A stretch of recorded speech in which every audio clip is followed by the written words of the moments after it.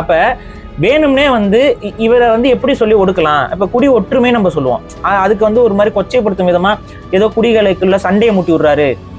எந்த தமிழ் குடிகளுக்குள்ள சண்டை, நான் உங்களுக்கே தெரியும் தெளிவா, தமிழ் குடிகளுக்குள்ள சண்டை வரும்போதே நான் வந்து எவ்வளவு தனிப்பட்ட ரீதியா கவலை கொள்வேன்னு உங்களுக்கு தெரியும். நம்ம காணொலியில பேசுறது இதெல்லாம் ஒரு பக்கம் போய் தனிப்பட்ட ரீதியாக தனிநபர் ரீதியாக என் கூட பழகக்கூடியவர்கள்ட்ட 2 தமிழ் சமூகங்கள் மோதி கொள்ளும் போது என்னுடைய வருத்தம் என்னவாக இருக்குன்னு உங்களுக்கு தெரியும். விடுங்க, பாத்துக்கலாம், என்னதான் இருந்தாலும். அதான் அப்ப இதுதான் நம்மளுடைய பார்வை. அது நம்ம கூட பழகுனவங்களுக்கு தெரியும். இப்ப பழகாதவங்களிடம் அவதூறு என்பது போய் சேரலாம். ஆனா நம்ம போய் பழகணும்ல, அவங்களா பழகல, அவங்களுக்கு தெரியலன்னு நம்ம சொல்லக்கூடாது. அதான் வாங்க பழகலாம் தான் கூப்பிடுறேன். வாங்க பழகலாம். இப்ப என்னை பத்தி உங்களுக்கு தெரியணும், இல்லை நான் என்னுடைய தனிப்பட்ட நடவடிக்கைகள் எப்படி இருக்கும், நான் தனிப்பட்ட ரீதியாக அப்படி நடந்து கொள்வேன், இதெல்லாம் தான் பேசணும். நிறைய பேர் சொல்றாங்க திமிரு பிடித்தவன். விமர்சனம், நான் திமிரு பிடிச்சிருக்கேன், எந்த இடத்துல நான் திமிரு பிடிச்சி நடந்துக்கிட்டேன்?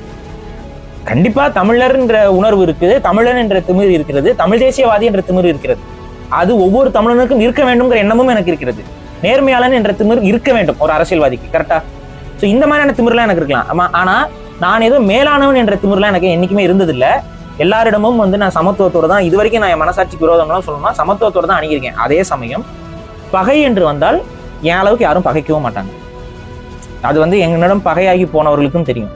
பகைன்னு ஒரு நேர்மையற்ற ஒரு விஷயங்கள்ல என்னோட மோத வந்தா அவங்கள நான் வந்து எல்லளவும் மதிக்க மாட்டேன். அது எனக்கு, ஏன்னா இவங்கிட்ட நேர்மை இருக்கேன், என் கூட மோதுறானா நான் கண்டிப்பா அவங்க மதிச்சு நம்ம எதிரியா இருந்தாலும் மதிப்பேன் நானு.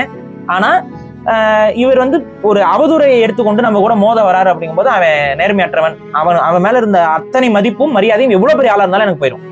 புரியுதுங்களா? இதுதான் என்னுடைய குணமாக நான் இது வரைக்கும் இருக்கேன். இப்படித்தான் என் கூட இருக்கிறவங்களும் செயல்படணும்னு நான் விரும்புவேன்.